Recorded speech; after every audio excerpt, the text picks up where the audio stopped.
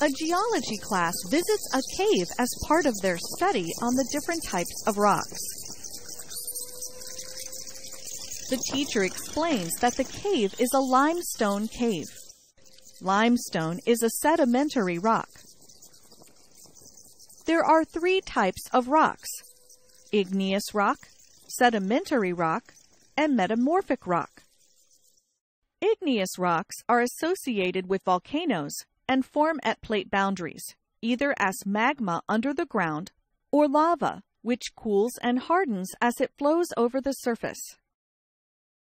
Most igneous rocks are composed of basalt or granite, which happen to be 2 of the most abundant rock types on the planet.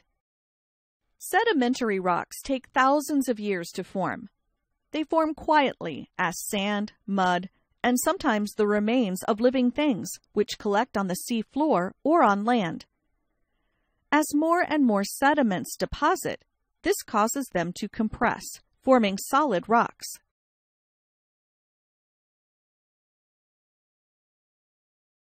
Sedimentary rocks are distinguished by their layered appearance, as different types of sediments collect over time, and by the presence of fossils.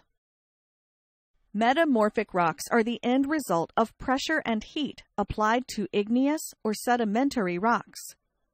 The appearance of these rocks is transformed along with the structure.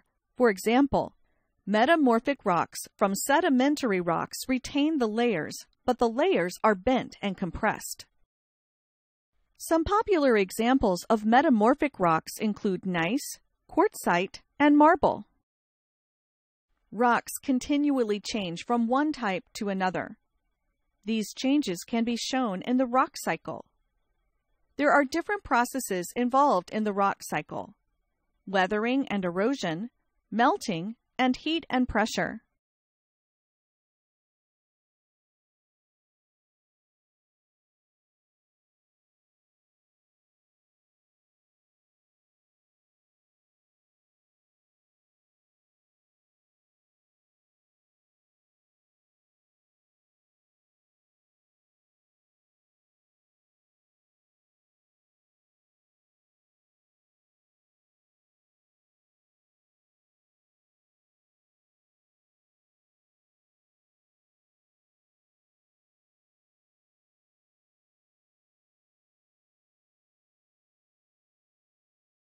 Michael is showing Eddie an amazing rock formation that is shaped like a bull.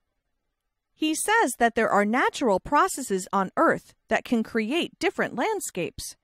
Do you think Michael is right? The Earth experiences several processes that bring changes to it.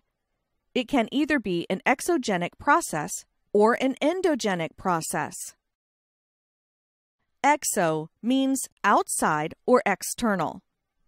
Exogenic processes are processes that take place on Earth's surface that make the surface wear away. Endo means inside or internal. Endogenic processes are processes which are caused by forces within the Earth. Exogenic processes include weathering, which is a process that breaks rocks down into smaller pieces, and erosion, which is a process of eroding the Earth's surface by moving agents such as water, wind, and waves. Transport and sedimentation is another exogenic process. Weathered and corroded materials are moved by agents such as running water. The materials will be deposited when the velocity of the agents decreases. Mass and land depletion is also an exogenic process, which involves soil movement downslope as a result of gravitational force. An example of endogenic processes is the Mantle convection process. This process involves, firstly, the movement of hot molten magma in the form of convection currents in the asthenosphere. Secondly, magma activity, which occurs when hot and molten magma flows out to the Earth's surface through vents in the Earth's crust. And lastly, movement of the Earth's crust or plate tectonics, which is the slow movement of huge pieces of the Earth's crust towards or away from each other.